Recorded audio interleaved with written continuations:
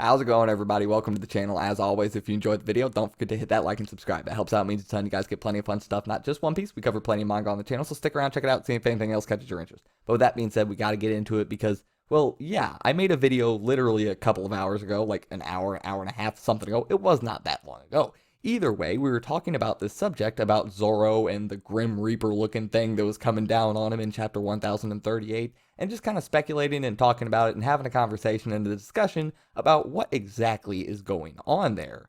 But I didn't really bring up Franky at all. I, in fact, thought about the whole topic for this video while watching that video because I watch all my videos back after I upload them to make sure everything went good with the editing and all of this other stuff. So yeah, either way, that's not important. During that time, I thought about this. Franky was the last person to see Zoro before he went outside with King, or I believe got blasted outside by King. I think King just came barreling down in Pteranodon form and just straight through. Okay, either way. Yeah, Franky is now the person specifically looking for Zoro. So he will probably be the person to find Zoro.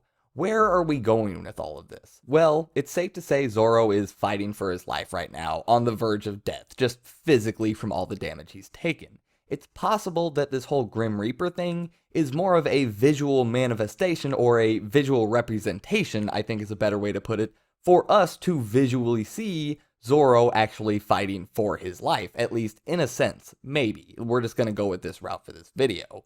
Either way, Franky is actually somebody who has experience with saving people who are fighting for their lives. He did it to himself.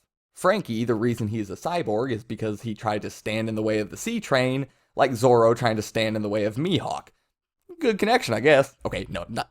I was going to say not exactly the same thing, but honestly, Mihawk's probably hitting harder than the sea train if we're being honest.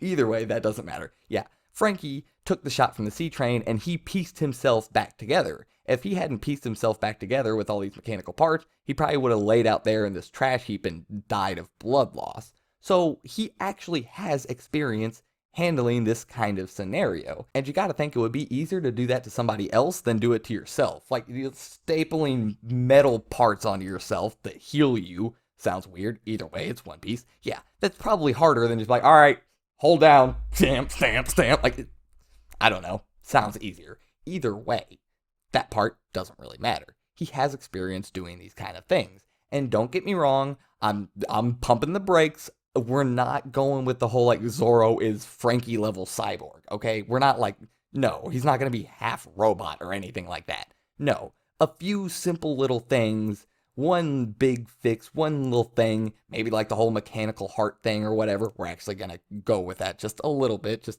hang on a second. Yeah, we're not going full cyborg, but something, some implementation into Zoro's body to save his life in this scenario. So Franky can end up saving Zoro's life in the same way he saved his own life, and we can get this whole scene where, from Zoro's perspective, he is hallucinating or passed out or whatever, and this is him having a fever dream or whatever you want to call it, or this is just that visual representation of him fighting for his life.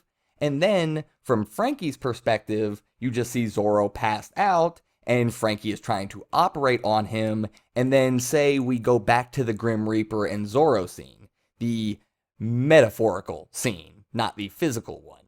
And Zoro takes a slash from the Grim Reaper. At that point, in the physical scene with Franky, you would see Zoro, his just physical unconscious body fighting to live, would like jolt or whatever, or jump. Things like this. You could actually see the connection between the two scenes, and I actually think it would be kind of cool to see. I think Oda could have some fun with it. I think it would be really good and really cool.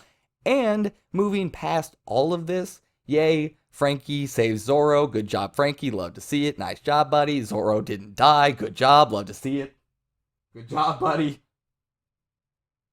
Okay, anyway, yeah, we get past all of this, and then we're going to go with this whole mechanical heart thing right now. So we're losing a lot of blood. We took a lot of cuts from King and all of this other stuff, blah, blah, blah. We can just say that that would be the specific cause of Zoro's death at the moment. Blood loss. Sure, why not?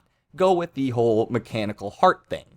This may seem kind of strange, but I actually kind of like this setup because this kind of draws back to Sanji of all people. Remember when Sanji told Zoro, hey, if I'm not myself after all of this, I want you to put me down? This can actually draw another connection between Zoro and Sanji. Sanji being a, not mechanical cyborg person, but, I mean, metal-ish type skin. He's like a genetic cyborg. He's not like a metal cyborg, but like a genetic biological cyborg. I don't think that makes sense, but that's what we're going to go with. And Sanji was worried about losing himself, worried about losing his heart, in a way, in a sense. In this scenario, that connection would be made between Zoro and Sanji because Zoro actually did physically lose his heart. Not in the way Sanji was talking about, not in the way Sanji was worried about, but in a different way. This is also not me saying, oh, look, Zoro made a sacrifice that Sanji didn't. That's not what I'm saying at all. It's just another connection between the two characters. Because also, this was not a rivalry type of thing. Remember, Sanji told Zoro, like, hey, I need you to, I want you to finish me off if I become like them. If I'm not the same, if I'm different after this, I want you to end it.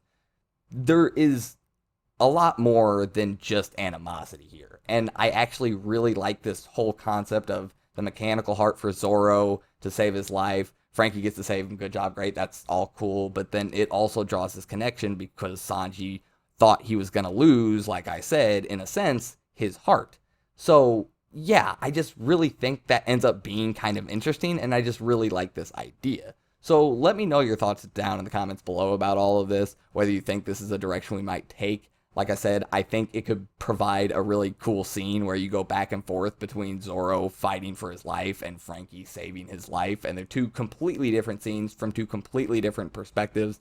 Yeah, I think it would be really interesting. Like I said, I think you could do that whole mechanical heart thing, and it actually would work on a deeper level as a connection between two different characters and the things that have happened between them in Onigashima and how their connection has grown. Yeah, I really like it. Maybe it's a little out there, I don't know, but yeah, that's why I want to know your guys' thoughts in the comments below. And anyway, I hope you guys enjoyed, and I'll see you next time. I'm out.